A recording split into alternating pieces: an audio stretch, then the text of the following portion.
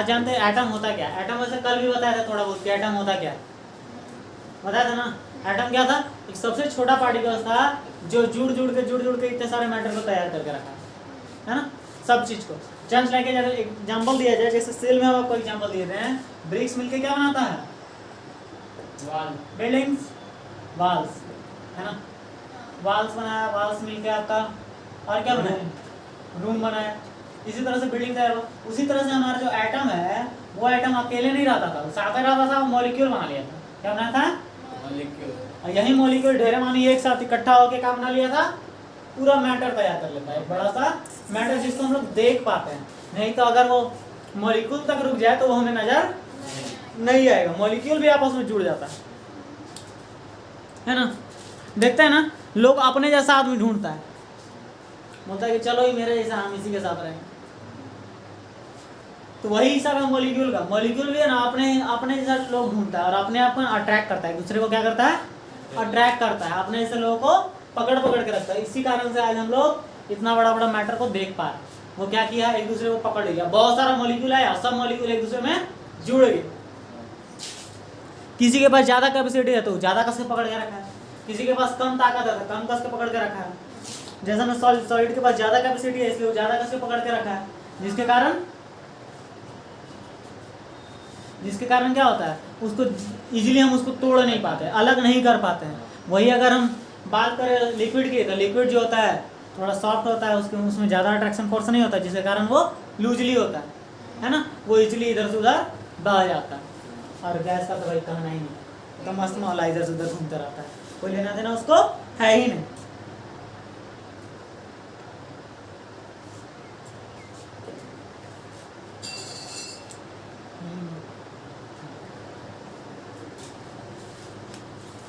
बात करते हैं एटम का, तो एटम वैसा ही है जिस तरह से हमारा छोटा एक बिल्डिंग ब्लॉक है, किसी भी मैटर का बिल्डिंग ब्लॉक है, सबसे छोटा यूनिट है जो मिल के एक बड़ा सा मैटर तैयार कर रहा है। अब एटम कितना बड़ा हो सकता है, तो हम जानते हैं कि एटम बहुत छोटा होता है, इतना छोटा होता है कि हम उसको अपने आंखों से देख नहीं सकते हैं, है ना। उसको हम लोग को देखने के लिए स्पेशल तरह का माइक्रोस्कोप को यूज करना पड़ता है, जिसको हम लोग बोलते हैं इलेक्ट्रॉन माइक्रोस्कोप। जनरल माइक्रोस्कोप से वो अच्छा से नजर भी नहीं आएगा, है ना। अगर बात करें कि कितना छोटा है, एक अंदाज देखा जाए तो एक पेपर को देख रहे हैं ना, पेपर का जो चौड़ाई है, पेपर का चौड़ाई कितना होता है, एकदम पतला होता है, नहीं होता है। चौड़ाई की बात करें, ये ऐसे नहीं, जो उसके बीच में थिकनेस, मोटाई उसका, हाँ उसका मोटाई है ना, उतना नहीं मिलियंस ऑफ एटम होता है। सोचिए इतना पतला है जो कि बाल से भी पतला है, उतना में मिलियंस ऑफ एटम होता है। सोच सकते हैं कि वो कितना छोटा होगा, काफी छोटा होता है। और हर एक का, कल बताया था कि एटम जो होता है हर एक एलिमेंट का अलग अलग एटम होता है, तो अलग अलग एटम होता है तो अलग अलग रेडियस भी होता है, सबका एटम का साइज भी अलग अलग होता है। उसके पीछे कारण क्या है, तो एगो में एक इलेक्ट्रॉन था, भाई एक ऑर्बिट होना चाहिए, है ना। दूसरा का में है ना 20 गो इलेक्ट्रॉन है, तो उसको 3 गो ऑर्बिट चाहिए, क्या चाहिए, 3 गो, तो ये तो उसके मुकाबले बड़ा होगा ना, ठीक है। इसका साइज लगभग होगा 1 नैनोमीटर। हम लोग इसको नापते हैं नैनोमीटर में, किसमें नापते हैं, नैनोमीटर में। एटम का साइज को हम लोग हमेशा नैनोमीटर में नापते हैं, और नैनोमीटर किसको बोलते हैं, 1/10⁹ मीटर, 1/10⁹ मीटर। मतलब इसको हम लोग लिखेंगे तो 10⁻⁹ मीटर के बराबर होता है 1 नैनोमीटर। इतना छोटा होता है, मतलब अगर 1 मीटर को लगभग 1 अरब टुकड़ा तोड़ दे तो वो एक टुकड़ा जो होता है ना, वो हमारा 1 नैनोमीटर के बराबर होता है ना। कुछ का साइज दिया हुआ है, कुछ के रेडियस का साइज, कुछ एटम्स का रेडियस का साइज दिया हुआ है। चलिए देखते हैं, है ना। पहला एटम ऑफ हाइड्रोजन। हाइड्रोजन का एटम का कितना होता है, 10⁻⁻10 मीटर हो जाएगी, कितना, 10⁻⁻10 मीटर है ना। दूसरा है मॉलिक्यूल ऑफ वाटर। वाटर की बात करें तो 10⁻⁹ ये हो गया आपका हाइड्रोजन एटम। क्या है, हाइड्रोजन का एटम है, एटम ऑफ हाइड्रोजन। और वही ये क्या है, molecule of water, molecule of water. और भी है, अगर उससे और भी बढ़ाया जाए तो मॉलिक्यूल ऑफ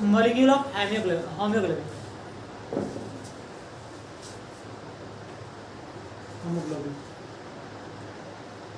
होमोग्लोबिन जानते हैं ना किसको बोलते हैं, किसको बोलते हैं?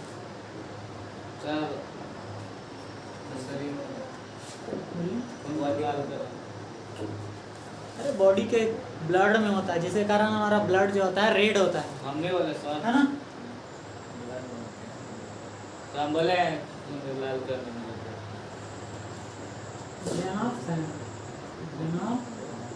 अब बालू का कंकड़ भी देखिए 10⁻⁻⁴ मीटर होता है। अभी सोचिए कितना छोटा है, 10⁻⁻10 मीटर।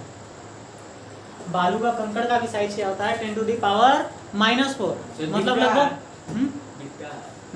वो दिखता है ना। और ये वाला तो उसका देखिए कितना ज़्यादा छोटा है, 10⁻−10, है ना। 1 मीटर के मुकाबले 1 अरब गुना छोटा। एंड को देखा जाए तो 10⁻³ मीटर की होती है, एंड का साइज होता है ना। एप्पल को देखा जाए तो एप्पल का कितना साइज होता है,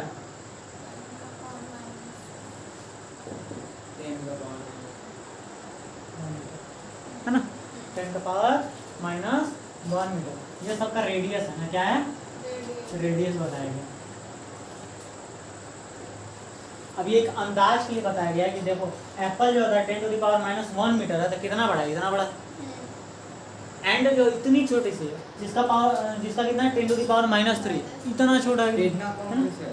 हाँ का है, एंड कितना होता है, 1 सेंटीमीटर से बेसी होता है। एप्पल तो उससे बड़ा ही होगा, इससे ज्यादा ही बड़ा होगा। तो मन क्या है लिखे एप्पल का 10⁻−1 मीटर हो गया ना। 10⁻−1 मीटर तो 100 सेंटीमीटर के बराबर बता दिया।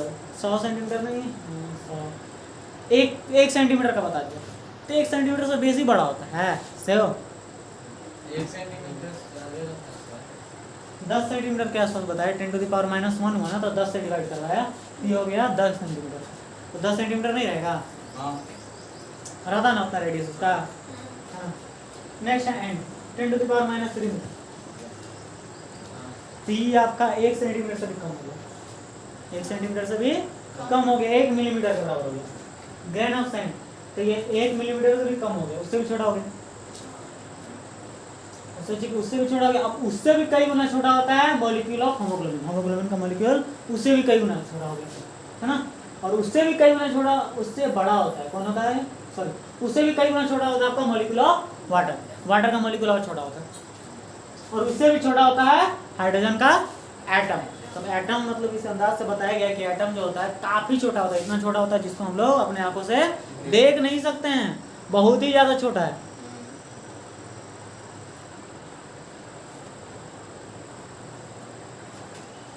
लेकिन इस एटम का रोल इतना बड़ा है कि इस एटम के बिना तो कोई काम होगा ही नहीं, है ना। हर एक चीज एटम पे ही आधारित है। हम भी एटम से ही बने हुए हैं, आप भी एटम से बने हुए हैं। जितना जानवर है, जितना ये बेंच डेस्क जूता चप्पल मोबाइल वोबाइल सब एटम से बना हुआ है। बिना एटम का तो कुछ हो ही नहीं सकता, पॉसिबल ही नहीं। सेल भी आपका एटम से बना हुआ है। अलग अलग तरह के हम कल बता रहे थे कि बहुत तरह के एलिमेंट्स पाए जाते हैं और हर एक एलिमेंट्स में अपना अलग अलग एटम होता है, लिखवाए भी थे, है ना। कौन कौन सा था, हाइड्रोजन था, ऑक्सीजन था, हीलियम था, लिथियम था, बेरिलियम था, बोरोन था, कॉपर था, गोल्ड है, सिल्वर है, बहुत तरह का एलिमेंट है। सबके पास अपना अलग अलग तरह का अपना अलग अलग तरह का एटम पाया जाता है। तो सल्फर भी, हाँ सल्फर भी।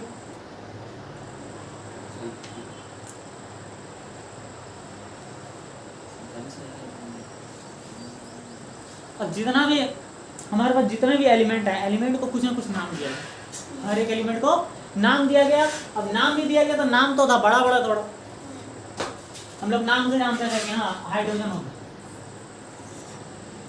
हीलियम होता है, लिथियम होता है, बेरिलियम होता है। चलो हम तो नाम से जान गए और सबके बारे में भी जान गए, ठीक है।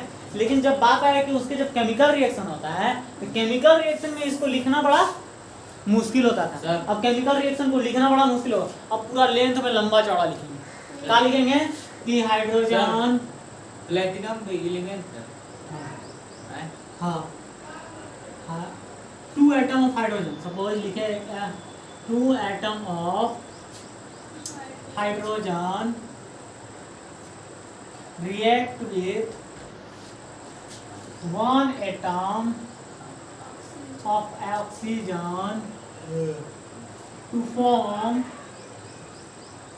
water, है ना। अब इतना लंबा लिखे, हम रिएक्शन को लिख के बता रहे हैं, तब जाके हमको पता चल रहा है कि 2 हाइड्रोजन का एटम और 1 ऑक्सीजन का एटम मिलके हमारा पानी बना रहा है। तो इसको थोड़ा सा उसको आसान किया गया। ऐसे भी जानता है इंसान कोढ़िया है, हर काम को आसान करने के लिए कुछ ना कुछ करते रहता है। तो उसको आसान करने के लिए क्या किया, हर एक एलिमेंट को एक छोटा नाम दे दिया, या उसको बोलेंगे छोटा सा सिंबल दे दिया। पहले तो उसको अलग अलग सा अजीब सा सिंबल दिया गया था, स्टार्टिंग में जब सब ढूंढा था ना, तो उसको अजीब अजीब सा सिंबल दिया गया था। लेकिन फिर आगे धीरे बढ़ते बढ़ते एक परफेक्ट सिंबल दिया गया, जिसको हम लोग IUPAC में भी रखते हैं, इंटरनेशनल लेवल पर रखा जाता है, जिसको हर कोई मानता है ना। तो वही दिया हाइड्रोजन को छोटा H। अभी जो सिंबल दिया ना, उसके नाम पे ही आधारित है, जो भी एलिमेंट है उसके नाम पे ही आधारित है। देखिए हाइड्रोजन को हम लोग H से दिखाते हैं, है ना, और ऑक्सीजन को किससे दिखाते हैं, O से। पोटेशियम को किससे दिखाते हैं, K से। तो अब बोलिएगा कि पोटेशियम को तो P से होता है, लेकिन K से कहाँ दिखाया। तो इसका एक और नाम जिसको बोलते हैं कैलियम, है ना। तो इस नाम से ले लिया, ठीक। अब देखो इसमें पहला वर्ड को लिया और कैपिटल ले रहा, हर जगह कैपिटल ले रहा। लेकिन अब क्लोरीन की बात करें, क्लोरीन इसको लेते हैं, तो कहीं कहीं ऐसे भी लिया गया, पहला लेटर लिया गया, फिर एगो लेटर छोटा, फिर दूसरा, तीसरा का लेटर को ले लिया, है ना, एडजस्ट करके। और किसी का एग्जांपल बताओ, लिथियम, है ना। लिथियम में देखो Li हो गया, दोनों साथे साथे ले लिए। यही 3 मेथड यूज करो, एक तो पहला लेटर, या तो पहला लेटर ले लिया, या तो फिर 2 लेटर ले लिया, है ना, और या तो फिर एगो बीच वाला लेटर छोड़ के तीसरा लेटर, पहला लेटर एगो बीच वाला छोड़ के और एगो तीसरा लेटर ले लिया, हर एक का सिंबल, है ना। अब एक और क्या बनाया कि अब भाई कोई नाम जो है ना, पोटेशियम हो गया, अब P से और भी है, फास्फोरस भी है, तो पोटेशियम को कैसे रखे, दोनों को P से कैसे रखे। तो सोचा कि चलो इसका दूसरा नाम रखते हैं, तो उसका एक और नाम ढूंढा, एक और नाम था पहले से, तो देखा कि उसको कालियम नहीं बोला जाता था, बस उसको सर कॉपर, क्यूप्रस होता है उसका एक और नाम, है ना। इसको कॉपर लिखते हैं, लेकिन इसको Cu से दिखाते हैं। एक और क्यूप्रस होता है, आयरन को बोलते हैं फेरस, है ना। इसका दूसरा नाम हो गया। 3 तरह से सबको सिंबल दे दिया गया। अब इन सिंबल के मदद से हम लोग इजीली इक्वेशन को लिख देते हैं। पहले यहाँ लिखे 2 atom of hydrogen react with 1 atom of oxygen to form water. अब इतना पढ़ेगा इतना लंबा तब ना वो समझेगा, चाहे वो लिखा है इतना लंबा टाइम तो लग गया। अब क्या करेगा कि मिलिया गया था, लो हाइड्रोजन लिख दिए और साथ में ऑक्सीजन लिख दिए और लो वाटर बन गया, सर सोडियम H2O बन गया, है ना। अब इसको बैलेंस करना हम लोग बताते कि केमिकल रिएक्शन में कभी भी किसी चीज का नुकसान नहीं होता है, किसी भी एटम का। H2O2 2H2 2H2 कर दिया, बैलेंस कर दिया। लो भाई 4 गए हाइड्रोजन 4 गए हाइड्रोजन, 2 ऑक्सीजन है ना, इन्हें भी 2 ऑक्सीजन हो गया।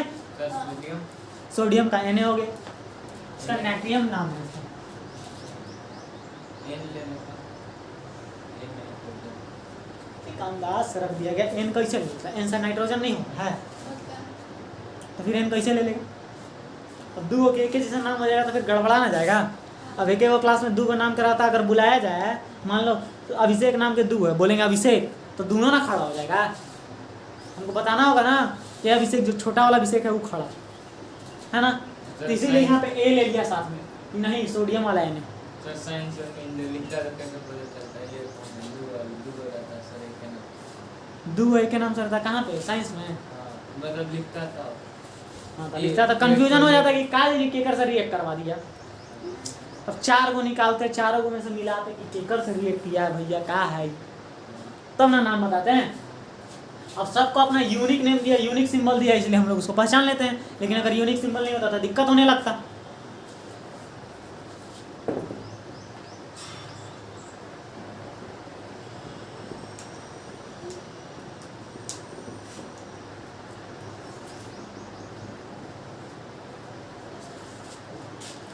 अब आता है एटॉमिक मास पे।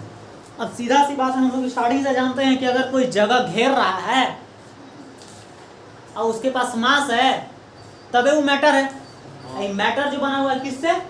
एटम से। तब एटम भी कुछ ना कुछ मास रखा होगा, छोटे हो के लेकिन होगा ना मास। अब मानते हैं कि इतना बड़का हो कि हम बोरा उठाते तब 50 किलो के, तो इतना छोटा पैकेटवा उठाते तो ऊपर तो 100 ग्राम वेट रहता है, रहता कि नहीं? उसी तरह से इस एटम के पास भी अपना कोई ना कोई मास है, सबके पास अपना कुछ ना कुछ मास है ना, जिसको हम लोग पहले भी पढ़ चुके हैं। पहले ही बताए हैं आपको कि किस तरह से हम मास को कंपेयर करके हम लोग क्या करते थे। कार्बन 12 ना, किसको लेते थे? कार्बन 12 का 12 टुकड़ा किए। कितना टुकड़ा कर दिए? 12, 1/12 पार्ट को लेते थे और उसी से कंपेयर करके सबके मास निकाल लेते थे, है ना। मास यूनिट समझ गया। एटॉमिक मास क्या है? तो एटॉमिक मास वही है कि क्या किए हैं, बस कंपेयर कर दिया। जैसे हम लोग अपने आप को कंपेयर कर लेते हैं, 1 kg का बटखारा जो बन गया, जो लैब में वहाँ म्यूजियम में रखा गया, उसी से कंपेयर करके बताते हैं कि आज हम 45 किलो के हैं तो 40 किलो के हैं। वैसे ही यह रखा गया 1/12। अब इसी से कंपैरिजन करके सब एटम को बता दिया जाता है कि ये इतना यूनिट का है तो ये इतना यूनिट का, हाइड्रोजन 1 यूनिट का है तो ऑक्सीजन 16 यूनिट का है, तो सोडियम आपका 23 यूनिट का है। अब इसमें से एक एग्जांपल दे दिया जाए एटॉमिक मास यूनिट का, तो जैसे में ऑक्सीजन हमारा हो गया 16 यूनिट का, है ना, एटॉमिक मास यूनिट, है ना। उसी तरह से हाइड्रोजन को देख लेंगे तो हाइड्रोजन हो जाता है मेरा 1 यूनिट। अब पूछेगा मोलिकुलर मास, ये तो था एटॉमिक मास, अलग अलग बता दिए। तब बोलेगा कि वाटर के मोलिकुलर मास बता दो, नहीं वाटर के मोलिकुलर मास बताना H2O, है ना। इसका मोलिकुलर मास पूछा तो देखेंगे हाइड्रोजन 2, हाइड्रोजन के कितना यूनिट? 1 × 2। ऑक्सीजन के क्या है? 1। ऑक्सीजन के कितना होता है? 16, तो 1 × 16, 16 × 1, है ना। देखिए बोला है कि क्या हो गया 2 + 16 = 18। हम बोल देंगे फटाक से कि इसका मोलिकुलर मास क्या है, तो 18 यूनिट है, ठीक है। अब हम लोग क्या करेंगे, अगर 2 बोरिया रख ले हैं, एगो चावल के है एगो आटा के, है ना। अब गाड़ी का कैपेसिटी हम देख रहे हैं कि 100 किलो के, 100 किलो से बेसी ले जा नहीं पाए। अब एगो बोरा हो गया, अब पता नहीं कितना कितना के बोरा है, तो हम दोनों के नापेंगे, दोनों के नापेंगे, केओ के नापेंगे, दोनों के नापेंगे कितना कितना है। देखिए कि एगो 50 किलो के था, एगो 40 किलो का था, 90 किलो का था, काम हो गया मेरा, तो दोनों मिला के 90 हो गए। तो वही चीज़ हो गया, यहाँ 2 जुड़ल था तो एक 2 था, इसका 1 था, तो दोनों के जोड़ के देख लिए कितना हुआ, 18 हुआ। तो यही हो गया हमारा मोलिकुलर मास, मोलिकुलर मास, है ना। आइए अकेले हो गया एटॉमिक मास, ठीक है।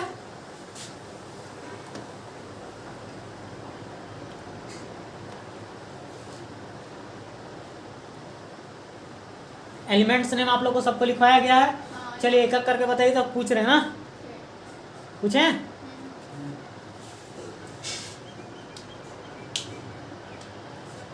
चलो बताओ, सोडियम का क्या होता है? Atomic mass. तीनों में से कोई भी बता दो। सोडियम का एटॉमिक मास यूनिट देख के मत बोलो, तो बंद करो, कॉपी बंद करो। आयरन का क्या होता है एटॉमिक नंबर? Fe तो उसका सिंबल हो गया, उसका एटॉमिक नंबर बताओ। आयरन का 26, ठीक है। चलिए ठीक है, उसको याद कर लीजिएगा आप, उसको खाली कॉपी में रख के उसका ज़्यादा करने के लिए नहीं। गोल्ड का सी किसका? गोल्ड का गोल्ड का नहीं, AU होता है। अब नेक्स्ट बोलते हैं how do atoms exist. Atoms exist कैसे करता है? कल बताया था ना, एटम जो होता है वो अकेले नहीं रहता, वो अकेले नहीं रहता, फ्रीली नहीं घूमता, वो कहीं भी फ्रीली नहीं मिलेगा। एक आध वो है एक्सेप्शन में, हीलियम आर्गन वगैरह बताया था, जिसको हम लोग बोलते हैं नोबल गैसेज, है ना। वो सब अकेले घूमता है, लेकिन ऐसे अकेले एग्जिस्ट नहीं करता है ना। क्या नोबल मतलब जो साधु संत हो गया, पूरी तरह से परिपूर्ण है, सब कुछ उसको मिल गया है, संतुष्ट हो गया, अब उसको कुछ नहीं चाहिए। मॉलिक्यूल के बारे में बताते हैं, वही एटम जो अकेले रहना नहीं चाहता है, वो 2 के ग्रुप बना दिए, 3 के ग्रुप बना दिए, ये हो गया मॉलिक्यूल, एक दूसरे से जुड़ गया, केमिकली बॉन्ड हो जाता है ना। तो इसको हम लोग बोलते हैं मॉलिक्यूल बोलते हैं। और ये अकेले घूम सकता है, ये अकेले 3 गो है ना, तीनों अकेले एग्जिस्ट कर सकता है, कहूँ रह सकता है, लेकिन एटम अकेले नहीं रह सकता है। मॉलिक्यूल्स ऑफ एलिमेंट्स, एलिमेंट्स के मॉलिक्यूल्स। अब देखो हाइड्रोजन, हाइड्रोजन जो होता है वो अकेले नहीं रहता, तो हमेशा 2 गो मिलेगा साथ में, है ना। हीलियम अकेले रह लेता है। ऑक्सीजन की बात करें तो ऑक्सीजन 2 गो रहता है साथ, है ना। एक होता है सल्फर, है सल्फर, ये अकेले नहीं 8 गो साथ रहता है, जब भी मिलेगा 8 गो साथ, 3 4 5 6 7 8 गो साथ मिलेगा सल्फर, है ना। तो मॉलिक्यूल ऑफ, ये हो गया हमारा मॉलिक्यूल ऑफ एलिमेंट। इसको हम क्या बोलेंगे, मॉलिक्यूल ऑफ एलिमेंट। काहे बोलते हैं मॉलिक्यूल ऑफ एलिमेंट, कहीं एक तरह के एटम है, यहाँ पे 8 गो है ना, तो सब सल्फर है, कोई अलगे नहीं है ना। तो ये मॉलिक्यूल ऑफ एलिमेंट हो गया, है ना। ये प्योरेस्ट फॉर्म हो गया, फंडामेंटल फॉर्म हो गया मैटर का, है ना। और नेक्स्ट एक और क्या होता है, मॉलिक्यूल ऑफ कंपाउंड होता है, मॉलिक्यूल ऑफ कंपाउंड। तो यहाँ पे अकेले एक मॉलिक्यूल में एक तरह का एटम नहीं मिलेगा, जैसा वाटर, इसमें वाटर H2O, मतलब एक बड़का हो गया ऑक्सीजन है, इसमें 2 गो कंबाली के जैसा 2 गो हाइड्रोजन लटकल। हाइड्रोजन छोटे हो गया, ऑक्सीजन उससे बड़का है। देखो हाइड्रोजन का एक एटॉमिक यूनिट है ना, एटॉमिक नंबर 1 है, और वही ऑक्सीजन का 8 है, 8 है, बड़ा है। इसमें डाल दे, उसका हाइड्रोजन 2 गो लटक गया तो बन गया पानी, है ना। इसमें 2 तरह के आ गया। इसी तरह से H2SO4, इसमें देखो हाइड्रोजन 2 आ गया, सल्फर 1 आ गया, ऑक्सीजन 4 गो आ गया, है ना। अगर कहीं पे भी कोई भी मॉलिक्यूल हो, अगर उसमें एक से ज़्यादा तरह का अगर एटम पाया जाए तो उसको हम लोग बोलते हैं कंपाउंड, या उस मॉलिक्यूल को मॉलिक्यूल ऑफ कंपाउंड बोला जाता है। नेक्स्ट आता है आयन्स। क्या है, आयन। अब आयन के बारे में पढ़ने से पहले थोड़ा जान ले, इलेक्ट्रॉन, प्रोटॉन, न्यूट्रॉन जो कल बताए थे आप लोग को, बताया था ना। अब थोड़ा सा डिग्री जानना, आयन का होता है भाई।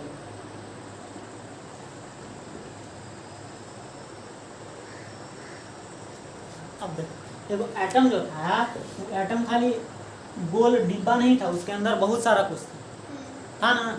उसके क्या था, उसके बीच में था न्यूक्लियस, और न्यूक्लियस में क्या था, प्रोटॉन था बहुत सारा, और न्यूट्रॉन भी था बहुत सारा। प्रोटॉन और न्यूट्रॉन का बाबा फिक्स, वो तो एकदम एक जगह फिक्स है, वो यहाँ से कहीं जाइए नहीं करेगा, कहियो यहाँ से नहीं निकलेगा, वहीं रहेगा, चाहे कुछ हो जाए वहीं रहेगा, कहियो नहीं इधर जाता है। अब इसके गोल गोल जो है ना, घूम रहा है इसका इलेक्ट्रॉन,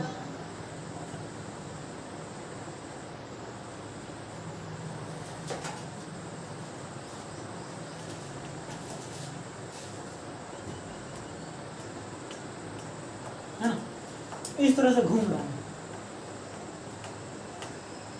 गोल गोल चक्कर काट रहा है सोलर सिस्टम के जैसे। तो बताया था कि प्रोटॉन जो होता है वो पॉजिटिव चार्ज होता है। कैसे होता है, पॉजिटिव चार्ज होता है, और न्यूट्रॉन जो होता है न्यूट्रल होता है, कोई चार्ज नहीं।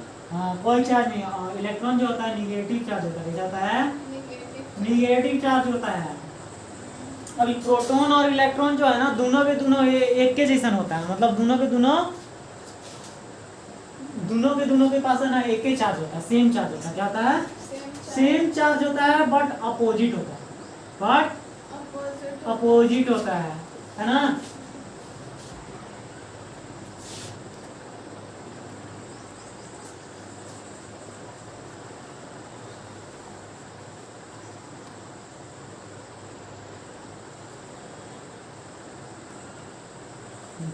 ठीक है, सेम चार्ज होता है बट अपोजिट होता है।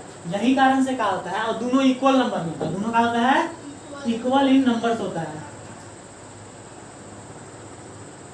इलेक्ट्रॉन एंड प्रोटॉन की बात किया जा रहा है यहाँ पे ना, इलेक्ट्रॉन एंड प्रोटॉन। अब दोनों इक्वल में, मान लो इसके पास भी 4 है, प्रोटॉन के पास भी 4 है पॉजिटिव में, और इलेक्ट्रॉन के पास भी 4 है, तो दोनों मिलकर क्या हो जाएगा, 0 ना हो जाएगा, चार्ज तो 0 हो जाएगा, न्यूट्रल हो गया। मतलब नॉर्मली देखा जाए कैसा है, न्यूट्रल है, कोई चार्ज इस पे नहीं है। लेकिन अब क्या है ना, ये लोग का क्या खासियत होता है कि अगर इसके पास 7 गो है, सपोज इसके बहरे वाला के पास 7 गो इलेक्ट्रॉन है अब कई ऑर्बिट है, सब ऑर्बिट में ढेर मानी इलेक्ट्रॉन है, तो बाहरी वाला ऑर्बिट जो सबसे बाहरी का ऑर्बिट उसकी बात करें तो उसमें 7 गो है, तो ये बोले उसका 7 गो पेट ही नहीं भरता है, वो बोलता नहीं कि हमको 8 गो चाहिए पूरा, चाहे कौन से है, बस अगल बगल में कोई आएगा ना तो उसका एक इलेक्ट्रॉन वही छीन लेगा, उसका एक इलेक्ट्रॉन छीन लेगा।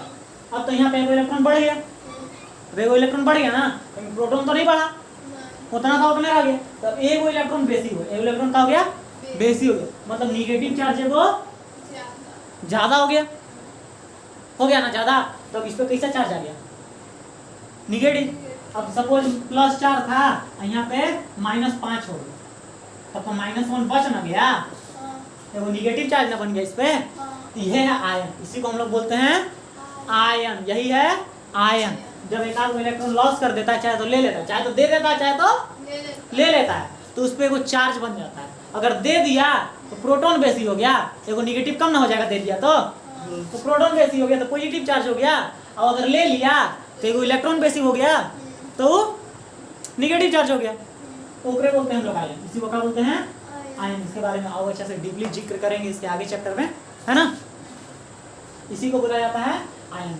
आयंस, अब आयंस की बात करें तो आयंस भी दो तरह के होते हैं, एक बार तो लॉस किया, एक बार इलेक्ट्रॉन को दे दिया, एक बार इलेक्ट्रॉन दे दिया तो काची बेसी हो गया, प्रोटॉन बेसी हो गया, इलेक्ट्रॉन दे दिया तो क्या होगा, दोनों बराबर था, अब इलेक्ट्रॉन घट गया, एगो कोई लेके चल गया तो प्रोटॉन बेसी हो जाएगा ना।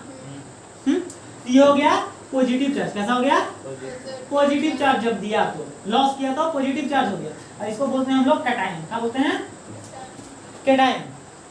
अभी किसी से ले लिया, सपोज ले लिया, अभी गेन किया इलेक्ट्रॉन, क्या किया गेन कर लिया इलेक्ट्रॉन, तो अभी कैसा हो जाएगा निगेटिव चार्ज। अब यहाँ पे इलेक्ट्रॉन ना बढ़ गया तो निगेटिव चार्ज हो गया, इसको बोलेंगे हम लोग एनायन, क्या बोलेंगे एनायन। तो हमेशा ध्यान रखना, प्रोटॉन कहीं ना नहीं जाता है, पॉजिटिव चार्ज कहीं ना नहीं जाता है, जब भी जाता है इलेक्ट्रॉन जाता है, जब भी जाता है इलेक्ट्रॉन जाता है चाहे आता है, प्रोटॉन में कोई चेंजेस नहीं आता है। यही कारण था कि हम लोग प्रोटॉन को एटॉमिक नंबर बोलते थे, यही कारण है कि हम इसको एटॉमिक नंबर बोलते थे, इलेक्ट्रॉन को नहीं बोलते थे। अब इलेक्ट्रॉन तो कम हो, एटॉमिक नंबर तो कम हो जाएगा, हो जाता ना अगर इलेक्ट्रॉन लेते तो, लेकिन प्रोटॉन मेरा घटता बढ़ता नहीं, इसलिए वो फिक्स है, उसी को हम लोग एटॉमिक नंबर मानते हैं, है ना।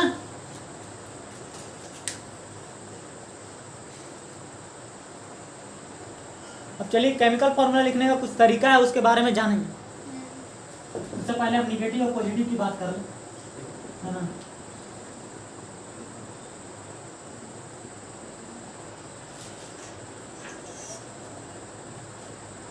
अब बताओ, मैग्नेट देखिए ना, मैग्नेट उसमें 2 पोल होता है, वो साउथ पोल है वो नॉर्थ पोल, तो क्या साउथ और नॉर्थ पोल दोनों चिपकता है? नहीं, साउथ और नॉर्थ पोल चिपकता है, हाँ चिपकता है। अलग अलग प्रजाति के मिलता है, मतलब अलग अलग तरह का मिलता है, नॉर्थ पोल और साउथ पोल मिलता है तो दोनों चिपक जाता है ना। और वही अगर साउथ पोल रख दिया है तो नहीं चिपकता। तो वह हाल यहाँ आयन के साथ है, रिपेल कर वह हाल यहाँ पे आयन के साथ है। कैटायन जो है ना, मतलब पॉजिटिव चार्ज जो है वो निगेटिव चार्ज के साथ चिपकता है, निगेटिव चार्ज के साथ चिपक जाता है। अगर दोनों एक साथ आए ना तो दोनों एक साथ चिपक जाए, है ना, दोनों एक दूसरे को अट्रैक्ट करता है। अब इसी के हिसाब से बहुत सारे केमिकल जो होते हैं या बहुत सारे एलिमेंट जो होते हैं एक दूसरे से चिपक जाते हैं, कंबाइन हो जाते हैं, उसी को हम लोग बोलते हैं केमिकल रिएक्शन या केमिकल कॉम्बिनेशन। उसी को क्या बोलते हैं केमिकल कॉम्बिनेशन या केमिकल रिएक्शन। अब उनके बारे में हम जानते हैं, चलिए आपको एक एक करके सबके बारे में बताया जाए। पहले तो कुछ लिख लीजिए और उसको याद भी कर लीजिए, है ना, लिखिए तो सही, उसके बाद ना बताएंगे।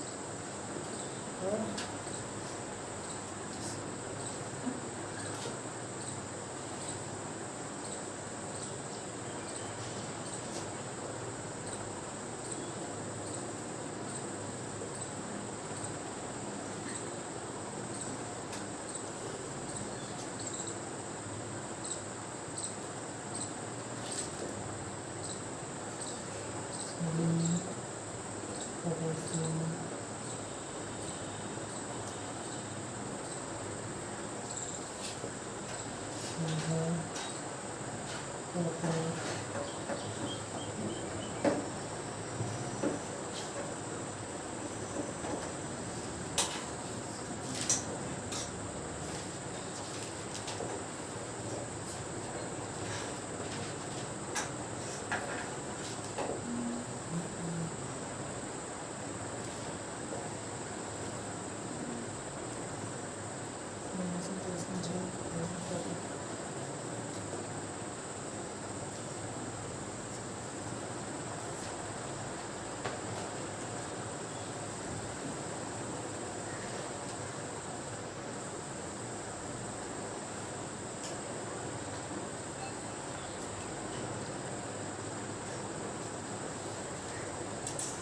वन जो लिखा हुआ है ना, इसके बारे में अभी नहीं पढ़ना है, उसको बाद में बताएंगे वो क्यों लिखा हुआ है ना।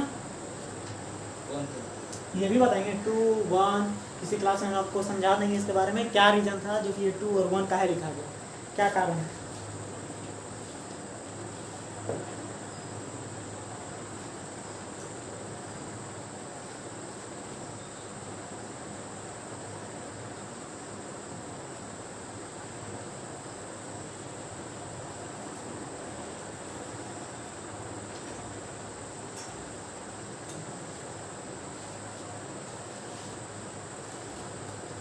लिए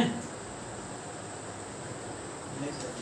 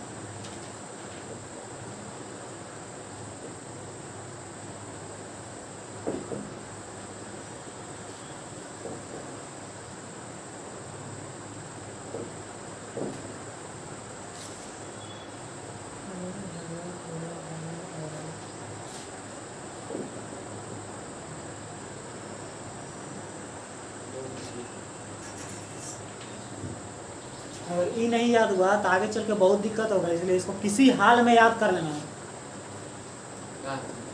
बहुत इम्पोर्टेंट है, तो पता चलेगा क्या है। सर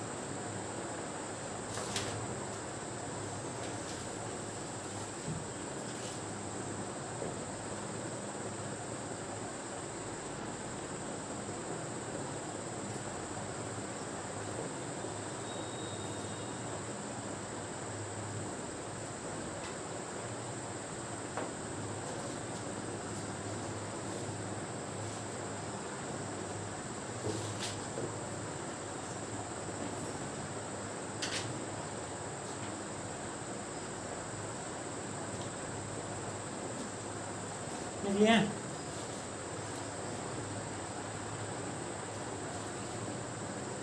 मिटा दें। नहीं चलेगा। नहीं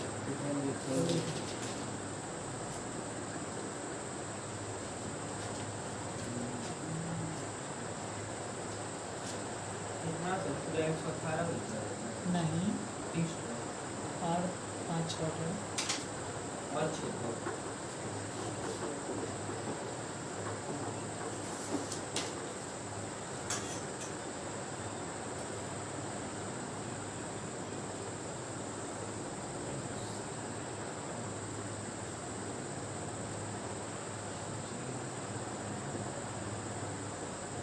तो दो आयरन लिख दिए हैं, आयरन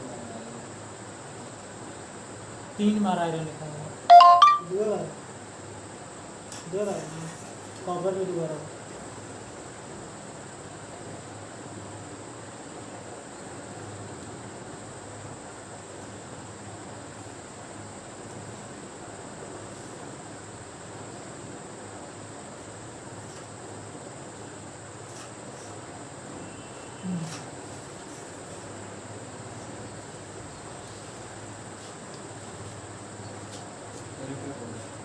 हो गया? नहीं तो इधर वाला भी नहीं हुआ? ना, तो 2-3 तो वर्ष किया था।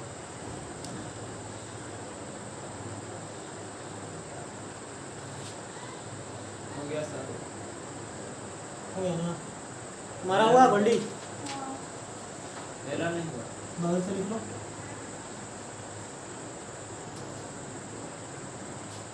लिख सकता है ना? नहीं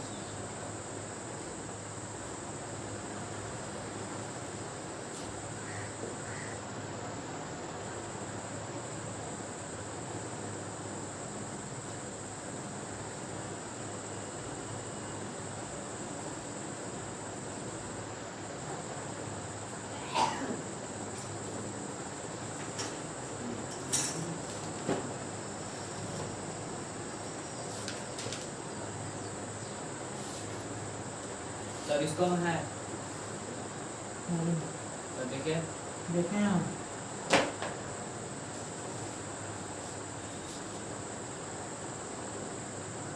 यहाँ पे भी आपका बुक ही खुला हुआ है, कुछ नहीं।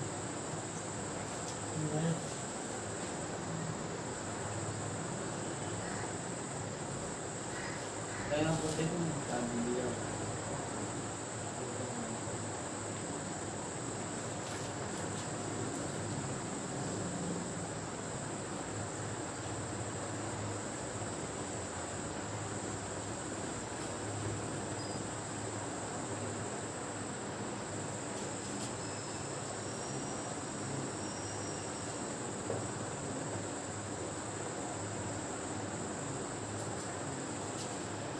AP3 प्लस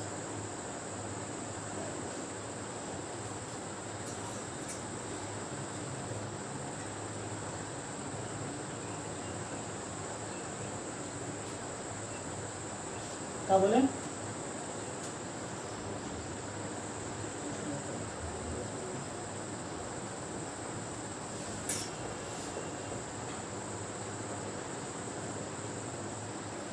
से 1 लिख दिए सर, फिर से 1 लिखे, ये नन में करना है। वैलेंसी है बाबू, उसके बारे में बताएंगे कि ना, यही पढ़ना है।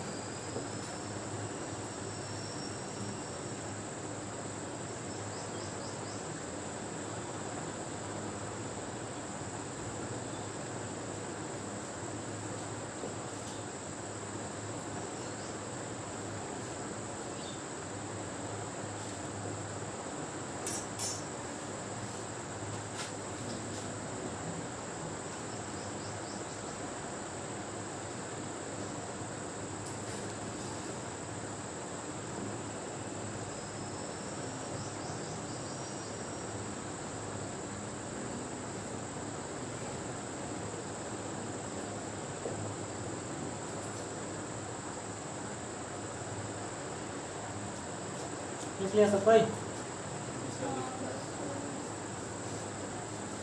अब इसमें देखो कुछ मेटल का भी नाम है ना, जैसे सोडियम हो गया, पोटेशियम हो गया, सिल्वर हो गया, कॉपर हो गया, ये सब क्या है? मेटल है ना। हाइड्रोजन हो गया, हाइड्राइड हो गया, क्लोराइड हो गया, ब्रोमाइड हो गया, आयोडाइड हो गया, ये सारे क्या है? Non metallic element. ये कैसे हैं? नॉन मेटालिक एलिमेंट है ना, लिखा हुआ अभी। ये सारे मेटल्स हैं जो पहले लिखे हुए थे, अभी उसको इरेज कर दिए। ठीक है, इरेज कर रहे ना? इसको सकते सर, नहीं लिखे हैं, लिख लो उसमें सब बुक में से। आओ तो बड़ी चलो। अब देखो इसका यूज कैसे होता है।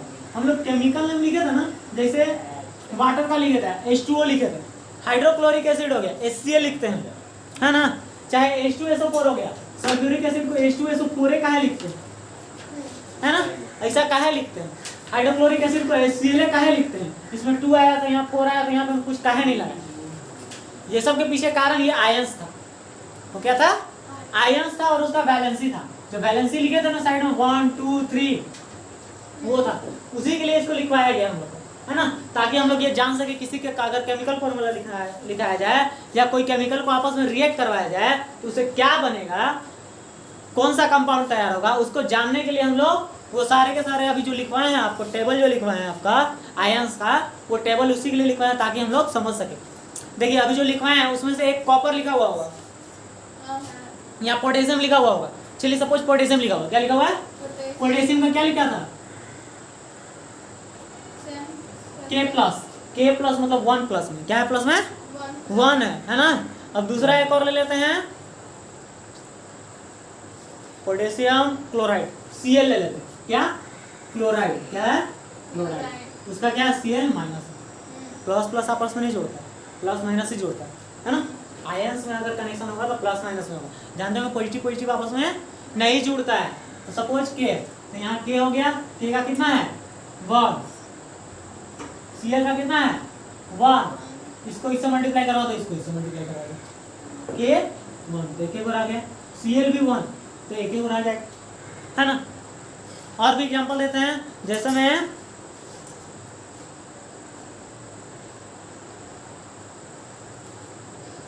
Magnesium chloride, magnesium chloride, magnesium का कितना है?